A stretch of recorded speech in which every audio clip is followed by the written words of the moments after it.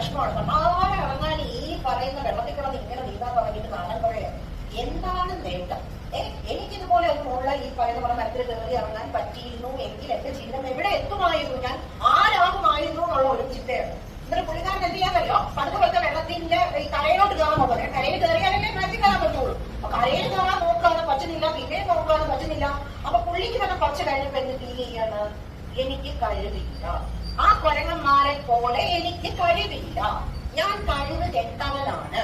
കഴിവുണ്ടായിരുന്നെങ്കിൽ ഈ കരയിൽ കയറാനെങ്കിലും എനിക്ക് പറ്റുമായിരുന്നു. എന്നിട്ട് ഞാൻ പതുക്കെ ഈ പദത്തിൽ കയറി അവന്മാരെ പോലെ എൻജോയ് ചെയ്യുമായിരുന്നു. അങ്ങനെ മീൻ എന്ത് ചെയ്യാന്നറിയോ?